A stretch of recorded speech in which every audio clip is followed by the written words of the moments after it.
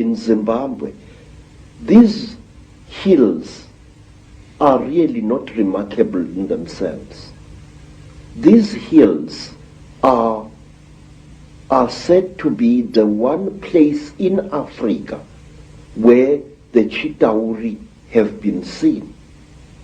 And these hills is where Cecil John Rhodes lies buried, but there is more.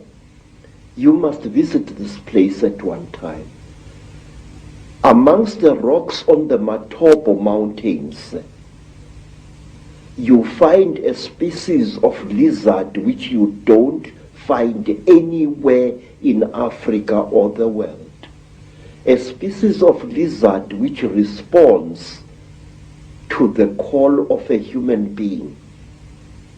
When I first arrived in 1958 in the land called Rhodesia, now known as Zimbabwe, I found an African there who was a tourist attraction. He was a game warden who made strange sounds calling out, and as he called out, these strange lizards, the only type of lizard anywhere on earth which responds to the human voice, used to come out of cracks and out of holes in the ground and to gather around this African. And it was this African game warden who told me that the sounds he is making are not just noise, they are the speech of the Chitauri star gods. Isn't it a staggering coincidence that Cecil Rhodes, one of the greatest Illuminati frontmen, perhaps certainly of modern times, who did so much to imprison Africa, should choose to be buried at the point where this is all going on? You see, sir, Cecil John Rhodes wormed his way into the hearts of Africans, and in their despair, wise men of the Mashona people, wise men of Matebele people, tried to make Cecil John Rhodes one of them. They told him about the secrets of the Matopo Mountains, that under the Matopo Mountains lies a city of great wisdom, which is the home of the last survivors of the Chitauri god beings in that part of Africa. And if you go to the Matopo Mountains and you carry a 4-pound hammer and you strike certain parts of that landscape with that hammer, it gives out a hollow sound which shows you that there are caverns deep underground there. There are two sets of mountains. There is the Matopo Mountains, and then to the east of Zimbabwe there are the great mountains known as the Inyangani, the Weeping Moon Mountains. There, even now, people disappear without trace. Sometimes a person would disappear for several days and reappear a few days later, not knowing where he had been or where she had been. And white people have disappeared there. Black people in their thousands have disappeared there. It was there that I also went missing for 4 days in 1959 in one of the most traumatic experiences of my life. What happened? Well, it's a long story, sir.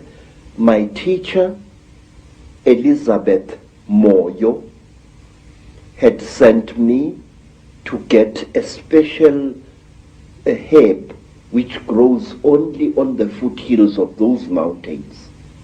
It was just an ordinary day like any other, just beautiful day like this one outside here. And I love the African wilderness.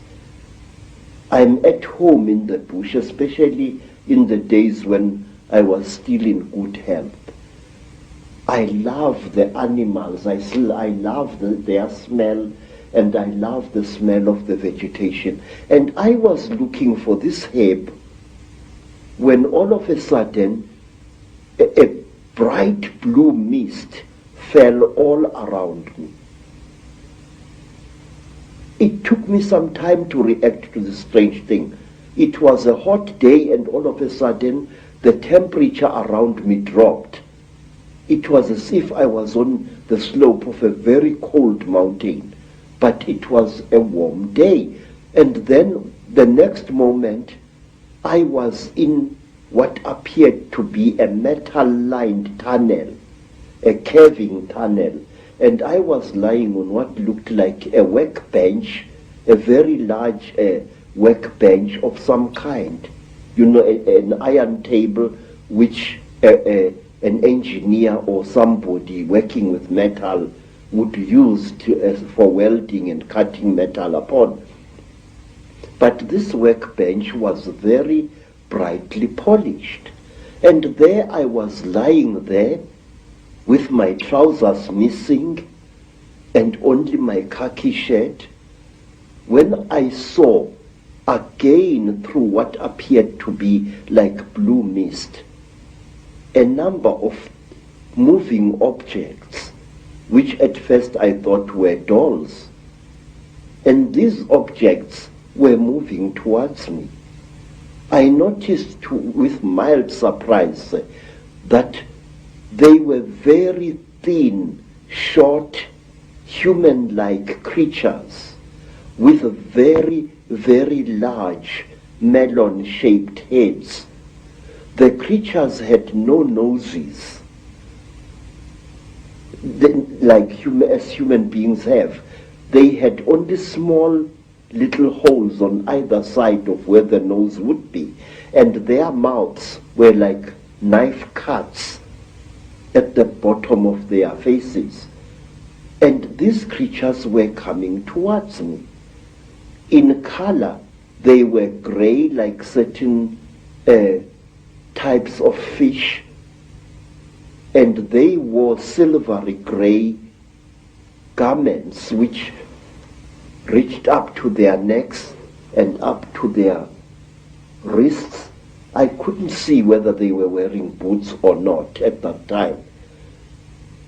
And while I was looking at these creatures, I suddenly was aware that something was above me, standing there, and I looked up straight into the face of one of them, a much taller one than the others.